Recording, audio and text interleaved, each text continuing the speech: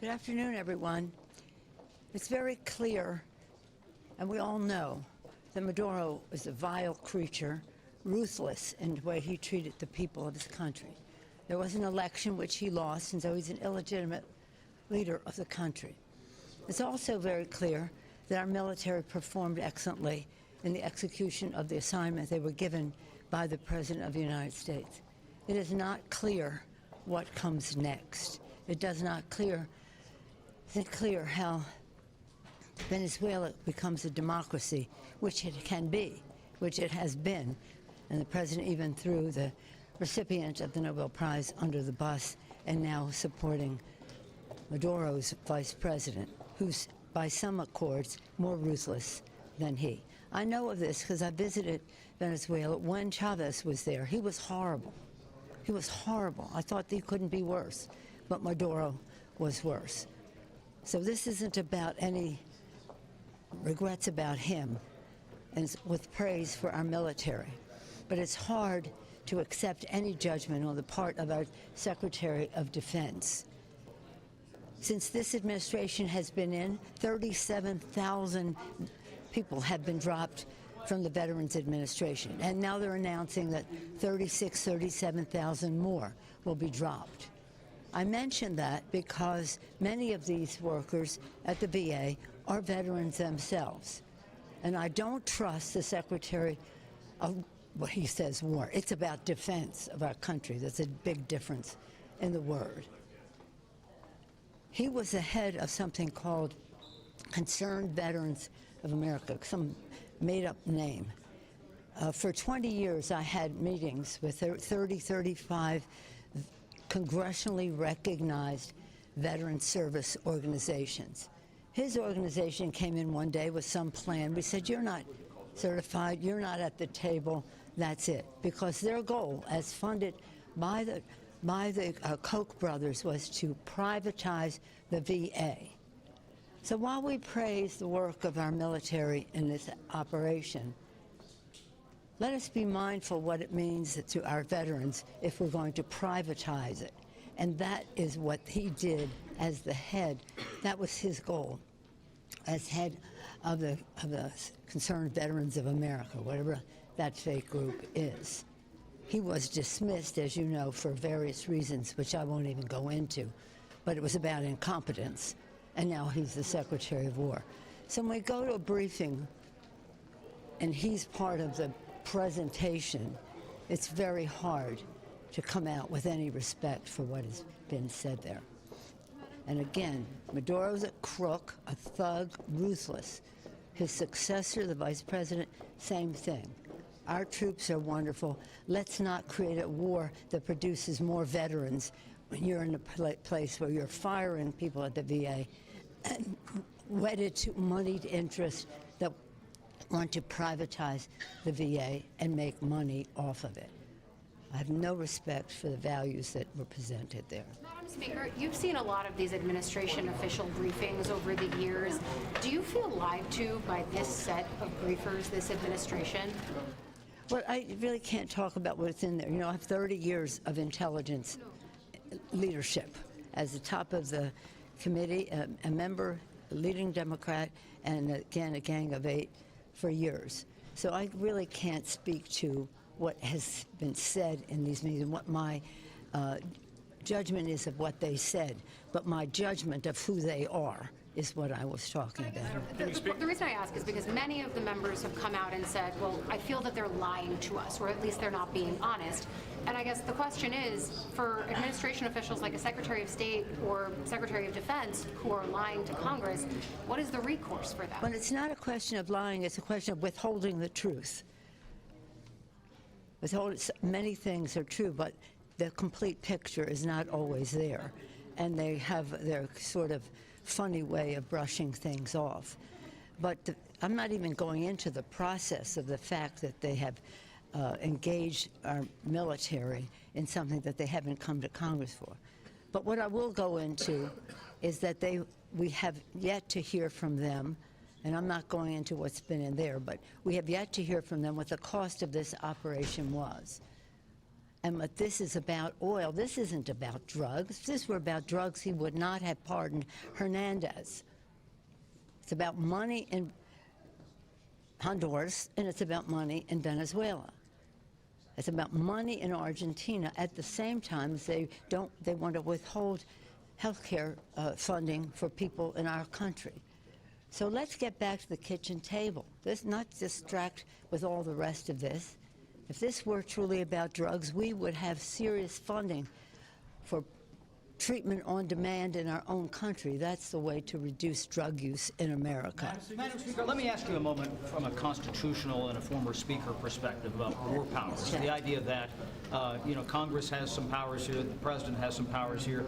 The current speaker has ruled out, saying, we don't need to be involved, meaning Article 1. What's your take on that and your response to Speaker Johnson saying there doesn't need to be a war Well, I power? didn't hear what he said, but I think that Speaker Johnson and we have a friendly relationship. This is nothing personal, but it's very patriotic to say that they have abolished the Congress of the United States and have just said to the president, what do you want? Here we are. They're seeing a change in that because they're seeing the unpopularity of some of their policies, whether it's the stinking, lousy, dirty, rotten, which in their eye is beautiful bill that they passed, and it's very unpopular.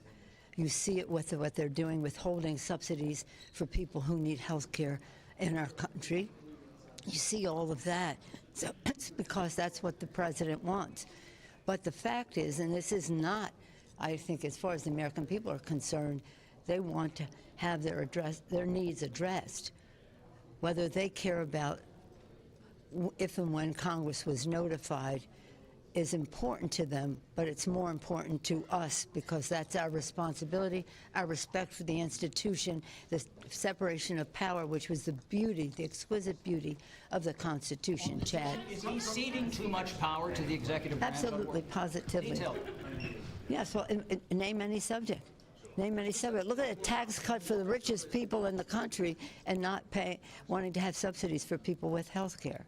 Now, the list goes on and on about how they have just millions of people off of Medicaid, $500 billion out of Medicare.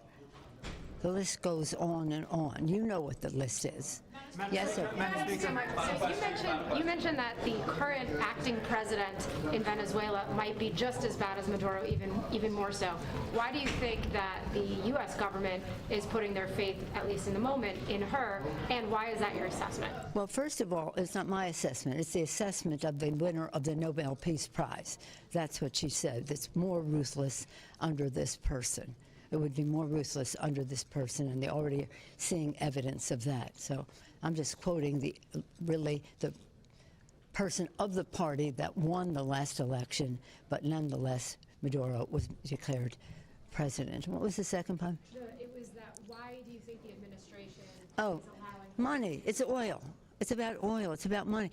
Follow the money every time. Follow the money in Honduras. How can you say this is about drugs when you've freed Hernandez and they say, oh, hundreds of tons of drugs have stopped now from coming into the country? Well, that's exactly 400 tons of drugs came into the country by Hernandez that he said he was going to shove up the nostrils of the gringos. So it's about money there, all kinds of different money in Honduras, and it's about money in Venezuela. Follow up about the money, a question about the money. What is your understanding about where the proceeds from the oil that the U.S. is seizing will go? Meaning, will it go to the Treasury or will it go somewhere else? Well, that's a question you'll have to ask the administration because we keep hearing different things. So you'll have to ask them what that question is. But the fact is that this could have been something quite remarkable if it were to restore democracy and self-determination to the people of Venezuela. Maduro, again, a crook, a creep, ruthless, terrible. His vice president, the same thing, following the footsteps. When I went to see, I'll just close with this, it might interest you. When I went with Sonny Callahan, he was the chairman of Foreign Ops and I was the ranking member. We were going to Colombia, to Haiti, we visited frequently, and on the way we went to Venezuela. We visited Chavez and his place. And what was interesting and insightful to me, as far as Maduro is concerned too, is you would think that Chavez was the present manifestation of Simon Bolivar. Big paintings of Bolivar, his books, his swords, all the rest of it embraced by Chavez. This, a Gurkha thug and all the rest of it, but nonetheless seeing himself as Simon Bolivar, and so is this guy. So in any event, there's real problems here. We have our own problems in our country. We want the president to focus on meeting the needs of the American people.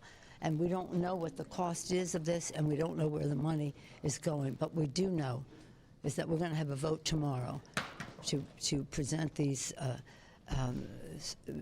pass these subsidies. I think there's been some good bipartisanship involved in that now in the Congress, and we look forward to a successful vote for the people tomorrow. Thank you all. Bye-bye. Thank you all. Thank you.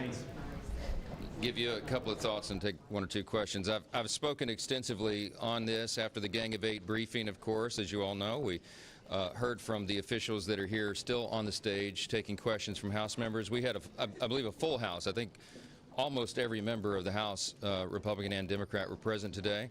I think the presentations were well received. I'll note, and you'll hear from others, that General Kane in particular, the chairman of the Joint Chiefs of Staff, gave a very precise, detailed narrative about the operation and what happened, and it resulted in a standing applause for him and for our service members. There's a lot of pride in this institution for the people who serve in our uniformed services, and they deserve that. We have the most effective, most precise, most professional, most trusted military in the world. The United States is the last great superpower on the planet for a reason. We're the only ones capable of executing a mission like this and being able to get in and out so quickly without any casualties, and to bring justice to a criminal who had been duly indicted under American law. Let's remember that's what this is about. It was justified because Maduro is a narco-terrorist. He was involved with international criminal regimes that were doing great harm to the American people. That's why he was indicted many years ago. And with the superseding indictment more recently in New York, we went to apprehend a criminal, and that's exactly what happened. The Department of Justice requested the action. The military was prepared, as the U.S. military always is, to do that, and now this individual will be met with justice on U.S. soil. It's a remarkable thing, and it's something that every American should be grateful for. We are not involved with boots on the ground there. We are not engaging in a regime change. As you know, a interim president has now taken the post, and they will continue. Now, our hope is that this regime will not be engaging in narco-terrorism and all of this, the terrible activity that the predecessor of the interim president was involved in. You see the applause and the elation of the people in Venezuela and those in the country here who understand what's at stake there. And I think all of our partners in the Western Hemisphere, everybody in our hemisphere, understand the necessity of this. The world is safer because Maduro is apprehended and in the hands of the U.S. Justice system now. So that's what happened. I think that's what they're going to get. You're going to have some people who have questions and disagreements on play calls, but we elected a commander-in-chief to be able to do this.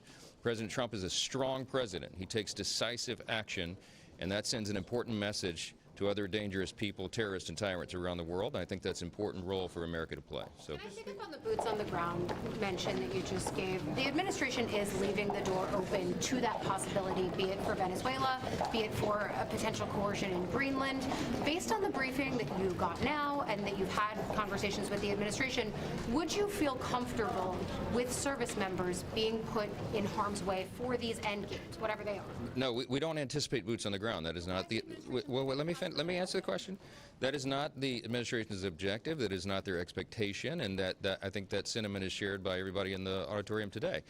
We don't anticipate that's going to be necessary. Again, we went to apprehend a criminal. We did it with precision. It was justified, and that job has been done. We now hope that the people in Venezuela can govern themselves. We hope that democracy can be restored there in return. There are some great people in that country. They are blessed with tremendous natural resources. They ought to use that for their benefit. Now, with regard to the oil there's been lots of talk about that. There were questions about that in the room.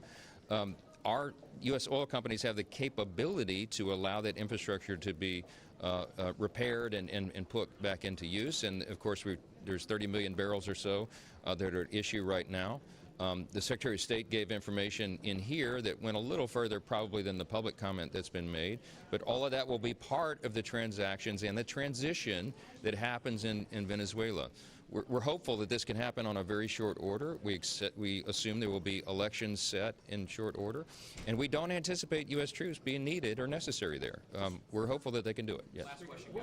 What can you tell us about the governing strategy moving forward in Venezuela, and is it going to require American taxpayer dollars? I don't expect that. I don't assume that any U.S. taxpayer dollars would be used to run an election in Venezuela. It's a competent country with good people. They just need better governance, and we hope that that can be delivered in short order. I think that's the intention, certainly, of the administration and of the Congress, and we'll see what happens. Thank you. Appreciate it. Thank you. I'm not going to talk about what happened in a classified briefing, but I don't have any confidence that this administration has a realistic plan. I think it's a delusional way of thinking that this is going to work itself out. The what after is the important question. There's no question that we have the ability to do amazing things around the world with our military, to kill and capture adversaries. That's not the point. The point is, once we do that, then what comes next, and this administration doesn't have a plan for that. Was that question posed, though, just the general idea of what is the end game? Because I know most lawmakers went in saying to us, like, that is the biggest question that they have. Yeah, that was discussed. I'm not going to get into the details about it, but that is why I have no confidence, because the answer that was provided was not anywhere near sufficient. You know, I like to characterize this as a magic wand. Somehow this administration thinks that it has a magic wand that it can wave and solve really complicated, really challenging dilemmas that we now face in Venezuela. Thank you. Several Republican senators came out with a plan for sort of dominance of the Western Hemisphere.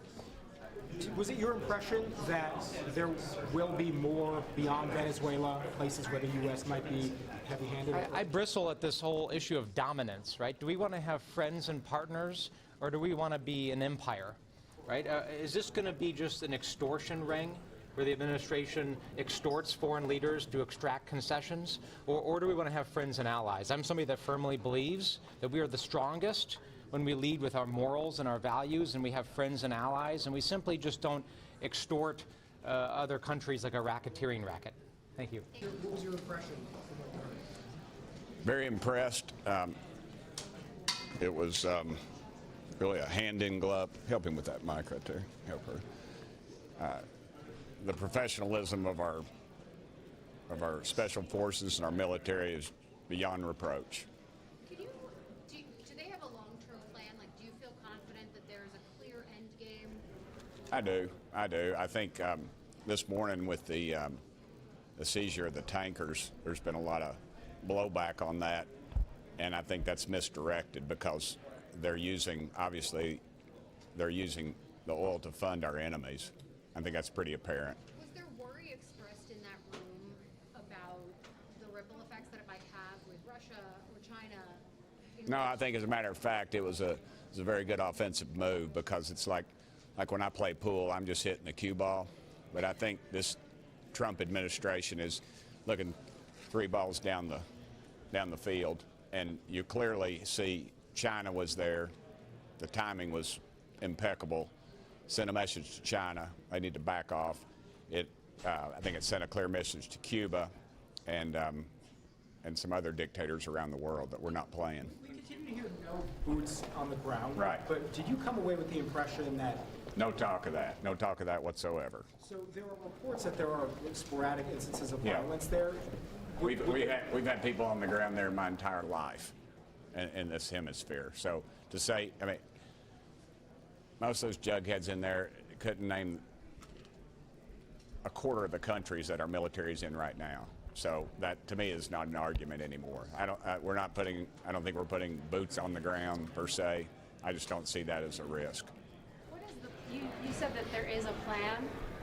Can you enlighten us as to what that longer-term plan is? Well, it's just like the plan to do this. I believe if it was discussed, then that plan would be dissolved. So. Did Greenland come up at all? Did what? Greenland. No, this is clearly about Maduro in that case.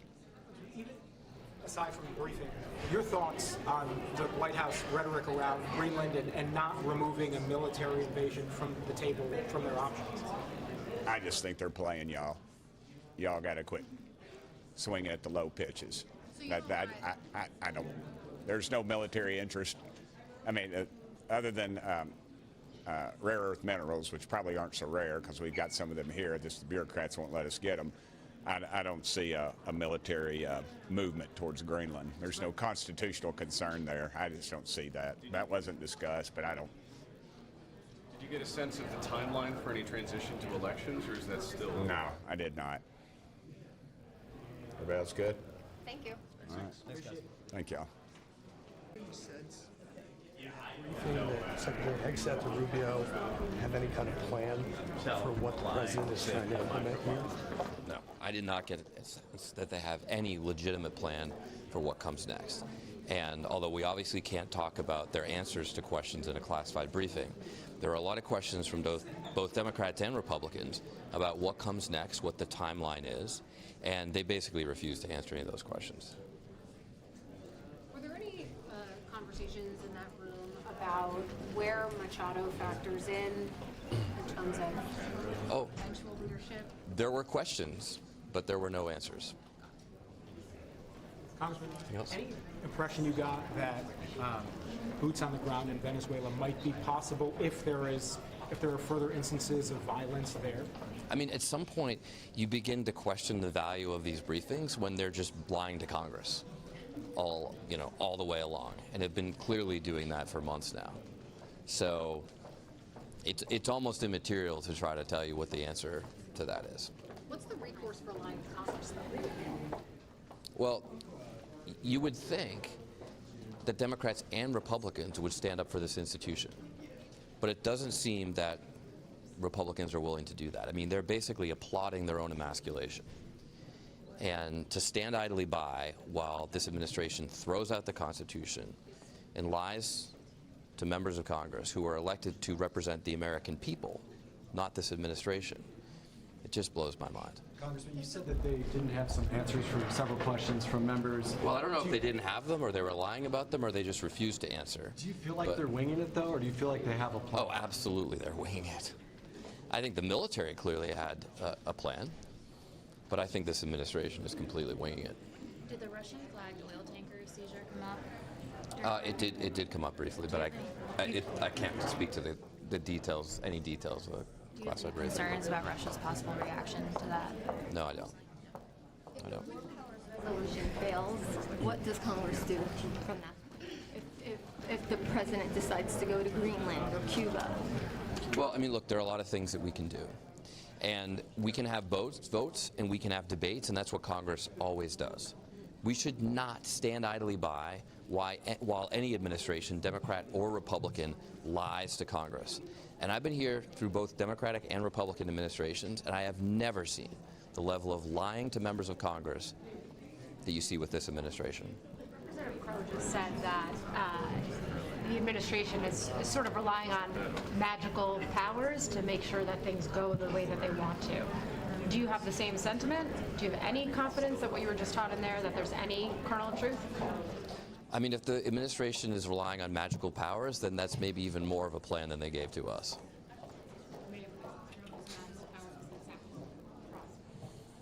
They have no idea what they're doing. And look, I served in Iraq. I remember when the invasion was very successful. I was proud. I remember when George W. Bush said, "Mission accomplished." That's not the end of the story, and I don't think that's going to be the end of this story either. Thank you. Thank you. Interesting speaker, Brad Sherman from California, 29 years on foreign affairs. As to the War Powers Act, there are two elements.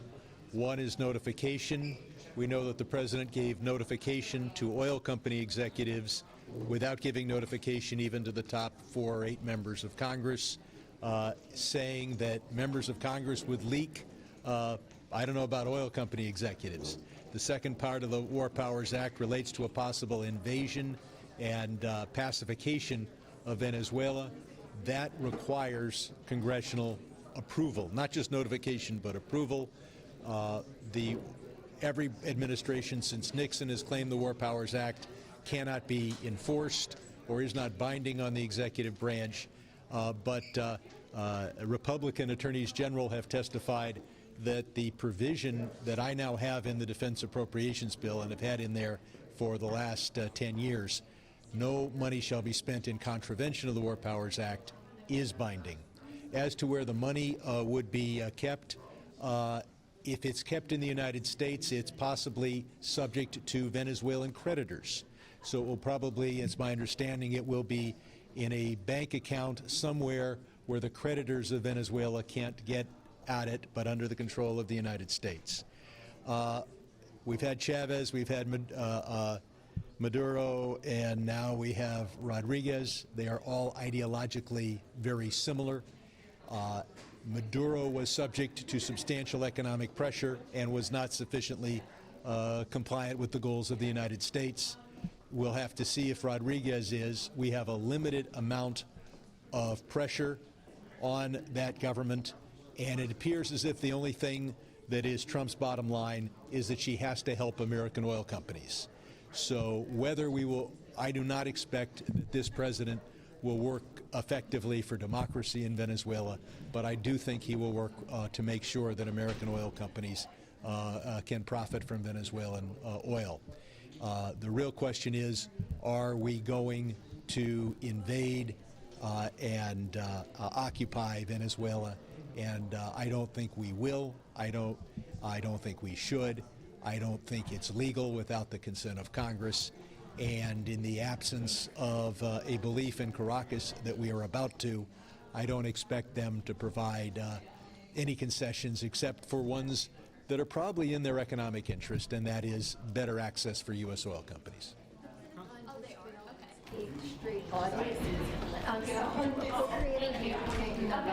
What power do we have here? I'm the co-chair of the bipartisan CPA caucus. We do need better accounting for that half of our budget. And a number of questions were asked in the classified briefing about what did this operation cost us. And I look forward to the Pentagon cooperating with the CPA caucus to really tell us. That being said, I'm much more concerned about what the cost would be if we were to invade and occupy. Those costs, you're talking Iraq and Afghanistan level costs. Congressman, do you think if the White House, the administration continues to not seek the consent of Congress for strikes, that you all should use the appropriations process to sort of send a message to the administration that funds could be withheld if that continues to happen? A lot of things are going to change in about 10 months. I can't imagine that this House of Representatives would send any message, a majority message, to the president other than complete obsequious veneration.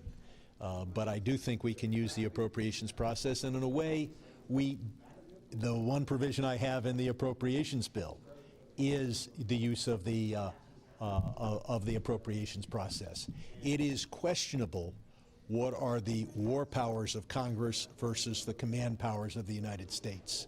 What is not questionable is the total power that Congress has over appropriated funds.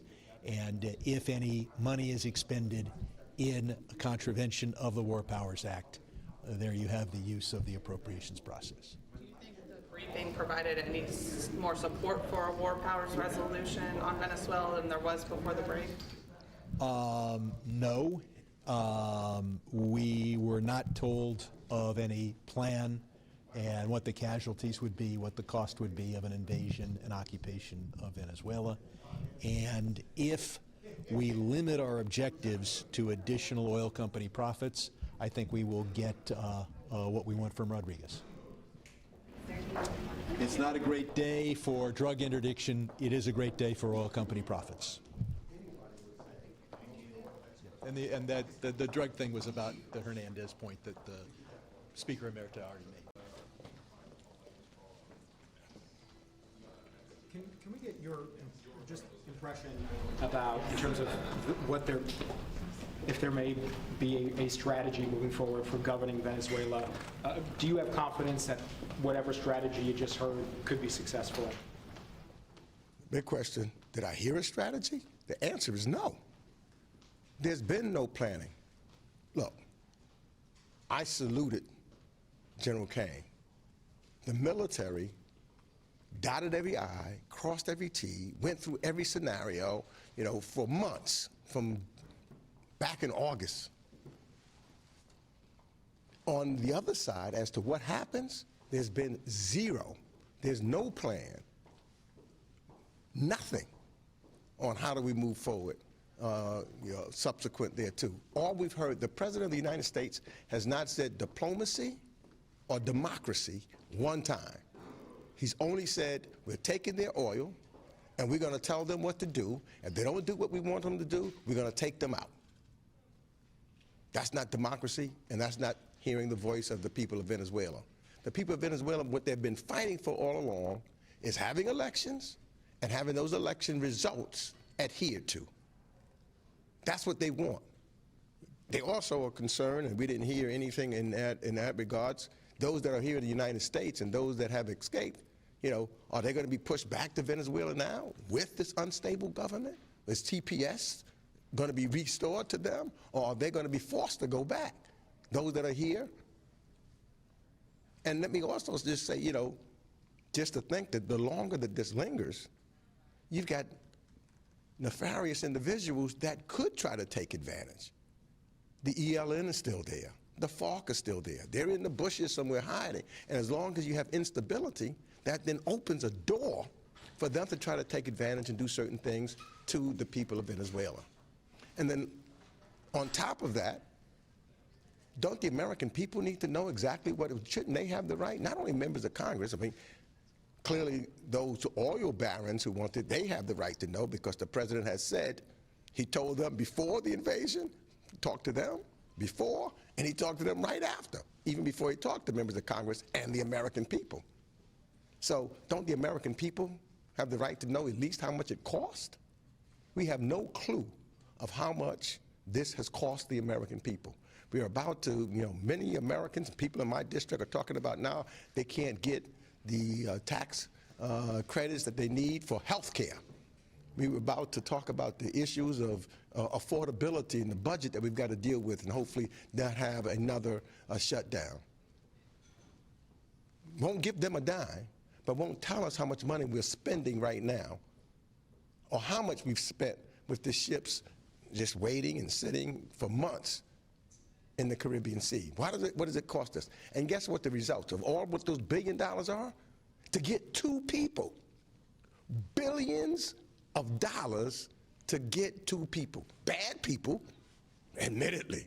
You know, people who don't deserve to be the president of a country, but billions of dollars to get 2 people. And then a person who we know was a narco trafficker gets pardoned. Is that rational?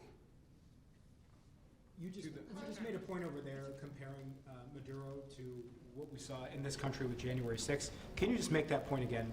Yeah, so it seems to me, you know, one of the things that the president might be upset about is that Maduro was successful